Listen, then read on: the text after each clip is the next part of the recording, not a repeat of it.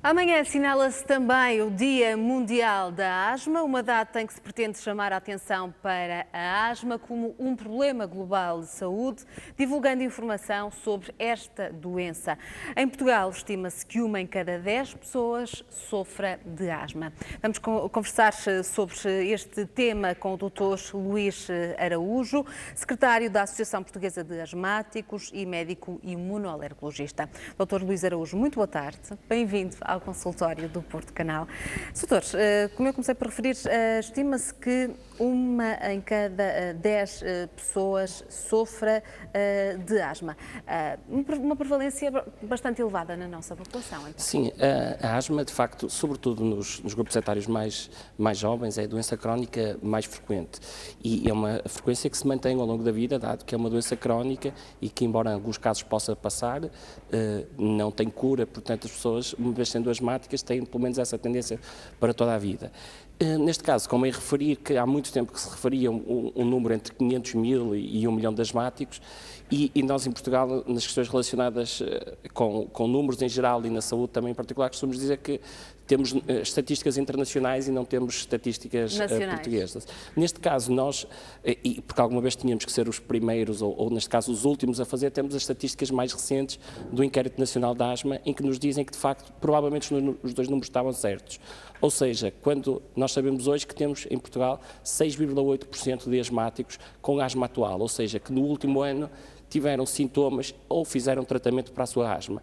No entanto, quando perguntamos às pessoas que tiveram asma durante a sua vida, sabemos que 10,5% tiveram asma durante a vida, portanto teríamos entre 700 mil pessoas com asma atualmente com sintomas no último ano e 1.080.000 pessoas com asma durante a sua vida a viver em Portugal. Doutor, e porquê é que é tão frequente? Quais são, afinal, as origens da asma? Bem, nós sabemos que a asma, tal como muitas outras doenças inflamatórias, tem vindo a aumentar muito nas últimas 4 décadas, sobretudo após a Segunda Guerra Mundial. Nós temos muitos dados que nos apoiam, sabemos que este aumento é real e temos muitos dados que nos apontam para nós parecer ter a ver um bocado com o nosso sistema imunológico estar um bocadinho quase que desocupado, ou seja, a nossa mortalidade por doenças infecciosas diminuiu muito essa necessidade, nós temos o nosso sistema imunitário a combater as infecções e, por outro lado, aumentaram outras doenças relacionadas com uma resposta inadequada desse sistema imunitário, quer doenças alérgicas, em que há uma resposta inadequada contra alergénios do exterior, quer doenças autoimunes, como por exemplo a diabetes tipo 1, a esclerose múltipla, que têm também aumentado e parece ter a ver com esta falta de estimulação precocemente, quer durante a gravidez, quer nas primeiras fases de vida. No entanto, é preciso dizer que este aumento da prevalência das doenças alérgicas é acompanhado de um aumento muito grande da esperança de vida, portanto, que é uma característica do mundo ocidental. Nas zonas em que não temos doença alérgica, infelizmente, temos muito mais mortalidade infantil, muito mais mortalidade por outras causas, portanto, neste caso, para sermos ocidentais e desenvolvidos, mais vale termos muita doença alérgica, precisamos é de a tratar. Doutora, a asma é uma doença que afeta a qualidade de vida dos doentes, portanto, é importante que se faça o diagnóstico e que se controle a doença. No entanto, sabemos que uma grande parte destes doentes estão subdiagnosticados e muitos nem sequer controlam a asma. Muito bem. Nós sabemos que, embora nós tenhamos a capacidade teórica, porque os estudos provam para controlar a asma em cerca de 90% a 95% dos doentes, ou seja, se nós fizéssemos tudo o que pode ser feito, 95% dos doentes têm asma, mas não têm que ter qualquer tipo de limitação, registando-nos só 5% que têm asmas graves. Os estudos apontavam-nos para que cerca de um quarto dos doentes, pouco mais, estivessem controlados. No entanto, nós sabemos, neste tal inquérito nacional de asma que fizemos, sabemos que Portugal temos neste momento cerca de 50% dos nossos asmáticos controlados, o que é um número muito superior ao número que está publicado internacionalmente. É sempre um bocado o problema do copo meio cheio ou meio vazio. Sim. Ou seja, se por um lado temos taxas muito superiores ao que estão publicados, e é muito bom, quer dizer, significa que se tem feito muito esforço ao nível do Sistema Nacional de Saúde, em termos de informação, quer aos médicos, quer aos doentes, quer a todos os profissionais de saúde, temos metade dos doentes controlados, significa ainda, se olharmos pela perspectiva do copo meio vazio, que temos pelo menos 40% de asmáticos que ainda têm sintomas e que não precisavam de ter se fizerem um tratamento adequado. Como é que se trata então a asma, Salazar? Bom, a asma tem esta coisa curiosa de ser uma doença, um bocadinho como todas as doenças crónicas, que as pessoas, quando pensam em tratamento, pensam em medicamentos, em fazer medicação. E, de facto, a asma, todas as normas internacionais apontam que o uso de fármacos é, de facto, muito necessário, mas é apenas o último dos recursos, sendo necessário em quase todos os casos. Ou seja, primeiro é preciso aquilo que disse anteriormente, diagnosticar. Ou seja, ninguém se trata se não souber que tem a doença. E depois de diagnosticar é preciso, nós temos, além de diagnosticar, temos que avaliar sempre o controle e a gravidade, e isto não só de uma forma subjetiva, como também recorrendo a testes objetivos, quer da função respiratória, quer da inflamação, quer da alergia. Portanto, o primeiro ponto é diagnosticar. O segundo é, de facto, haver uma negociação entre o doente e o seu médico assistente. E esta negociação passa um bocadinho, quer por estabelecer os objetivos terapêuticos e explicar que o doente tem que ter uma tolerância zero com os sintomas, porque muitas pessoas admitem ter limitações, porque dizem, eu sou asmático, não posso correr, portanto começam a admitir uma série de limitações que contribuem depois para que elas não tenham o seu controle. Terceiro ponto, é fundamental controlar outras patologias que estão muito associadas, sobretudo a patologia das vias aéreas superiores, como a rinite, e outras comorbilidades e outros fatores, sobretudo o tabaco. E é muito interessante o problema do tabaco. Nós ainda não temos, é a única coisa que nós não temos dados ainda em Portugal do que é que aconteceu depois da introdução da lei antitabágica, mas, por exemplo, na Inglaterra e na Escócia, que introduziram uma lei que proíbe o tabaco, exatamente na mesma altura que nós, o que é que aconteceu? E isto não era esperado, nem nós, quer os doentes, quer os médicos, esperávamos que isso acontecesse. Os internamentos por asma estavam a crescer, por exemplo, na Escócia, 5% ao ano nas idades pediátricas, ou seja, em princípio, doentes que apenas estão expostos ao tabaco de uma forma secundária. Depois da introdução, em 2007, da lei do tabaco, passaram a descer 30%. Ou seja, aparentemente este efeito do tabagismo passivo era muito superior nas crianças com asma do que nós contávamos. E, por último, no tratamento, depois de diagnosticarmos, de negociar com o doente e de controlar as comorbilidades, aí sim vem a terapêutica farmacológica, que é fundamental e, felizmente, praticamente desprovida de efeitos adversos neste momento. O doutor falou-nos do exercício físico.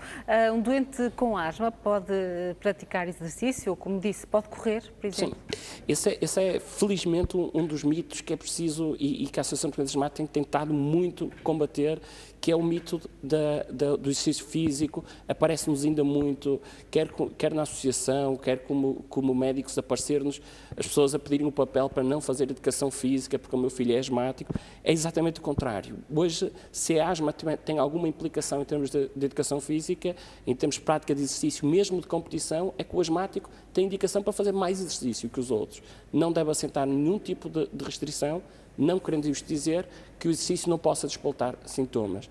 Ou seja, a criança deve ser tratada, deve controlar totalmente a sua medicação, de modo a poder fazer desporto e desporto de competição, se quiser, sem ter sintomas. De resto, como é que se podem controlar as crises? Como é que se podem evitar os desencadeantes mais comuns da asma?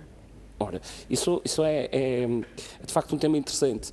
Porquê? Porque a asma, como se caracteriza por períodos de exacerbação intervalados por sintomas, por períodos em que o doente está bem e não tem sintomas, ou tem sintomas apenas desencadeados por esforços ou por as emoções, é muito importante esta educação do doente, para o doente perceber que tem uma doença crónica, que necessita de fazer um medicamento de fundo, mesmo quando está bem, exatamente para evitar que tenha essas exacerbações.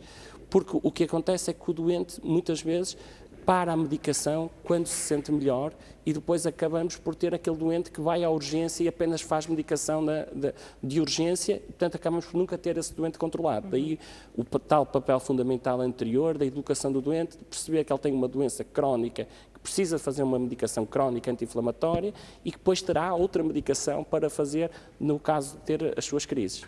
Por exemplo, dentro de casa, há algum cuidado específico para um doente com asma? Bem, o que nós sabemos, fundamental dentro de casa, é não fumar. Essa é a única coisa que está absolutamente estabelecida, é não fumar, e sobretudo para os pais que têm crianças com problemas respiratórios, é a coisa mais fundamental, é não fumar, independentemente de qual for a divisão da casa, não fumar na sala. Às vezes tem essa coisa, eu fumo na sala, ou fumo só na varanda, o efeito pode ser muito pernicioso. Por outro lado, as crianças que forem alérgicas, o que tem indicação é ter um quarto mais simples possível. Embora nós hoje saibamos que, por exemplo, nas crianças que são alérgicas aos ácaros, que apenas modificações muito grandes do seu ambiente teriam vantagens. Embora, é claro que devem ter um quarto arejado, o mais limpo possível, mas infelizmente, algumas das atividades que nós fazíamos, de tentar colocar produtos acaricidas ou colchões e capas, apenas são eficazes se tomadas, de facto, seguidas muito estritamente pelos pais, mas é preciso referir que raramente dispensam o uso da medicação, portanto, não podemos confiar nessas medidas para nos dar uma falsa segurança em termos de tratamento. O Sr. Doutor é secretário da Associação Portuguesa de Asmáticos, uma associação que já conta com 17 anos de existência. Qual é o principal papel da associação? O papel da associação, como quase todas as associações de doentes, é sobretudo chamar a atenção para a doença, passar as mensagens, e há muitos anos que a associação opta sobretudo por passar estas mensagens positivas, ou seja, a mensagem de que é possível controlar a asma, que é possível viver sem asma, ou seja, que o doente vive com a asma, mas não é um asmático, ou seja, a asma não é o principal fator da sua vida. E também muito importante, porque a associação está representada a nível das atividades estatais, do Programa Nacional de Controlo da Asma, portanto, fazer lobbying para um lobbying positivo, neste caso, para que os cuidados de saúde dos doentes asmáticos sejam sempre tidos em conta nas atividades do Serviço Nacional de Saúde. Amanhã vai ser, como já aqui dissemos, assinalado o Dia Mundial da Asma. Doutor, um dia que tem como tema controlar a asma grave. É esta a mensagem principal a passar? Sim, a mensagem é sempre uma mensagem positiva, ou seja, de que é preciso controlar. Este ano refletimos um bocadinho sobre a asma grave, porque é tal coisa que lhe tinha dito. Se 95% podem andar bem, infelizmente não andam, não quer dizer que os 5% que são de facto muito graves e que esses, infelizmente, temos que aceitar alguma limitação da sua vida, não devem ser discriminados, porque são asmáticos mais graves, que consomem muito mais recursos, e esses sim têm a sua qualidade de vida, infelizmente, muito afetada.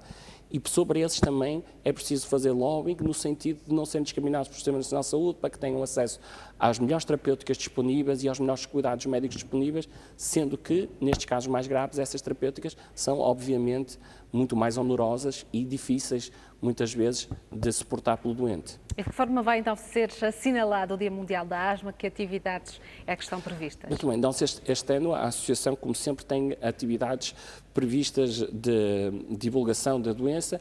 Amanhã, no átrio do Hospital de São João, será feita uma ação de divulgação e de rastreio, com espirometria, a quem se quiser deslocar. Haverá também uma atividade semelhante em Lisboa. E este ano há muitos anos que nós organizamos cursos, uns programas de verão para crianças asmáticas, chama-se o programa Papa Férias, e este ano resolvemos alargá-lo e no dia 8 realizaremos em Matosinhos, junto com o programa Põe-te a Mexer, uma caminhada para a qual convidamos todos os asmáticos, em que a mensagem é exatamente essa, é que apesar de se ter asma, independentemente da sua idade, podem e devem participar ativamente nas atividades desportivas da comunidade, como é este programa Põe-te a Mexer. Muito bem, aqui fica então o convite. Amanhã das 9 às 17 horas no Hospital de São João e no dia 8 de maio em Matosinhos a caminhada com pessoas asmáticas inserida então no programa Põe-te a Mexer da Câmara Municipal de Matosinhos. Doutor Luís Araújo, muito obrigada pela sua presença aqui no consultório do Porto Canal. Foi um prazer tê-lo aqui connosco. Muito obrigada por ter vindo.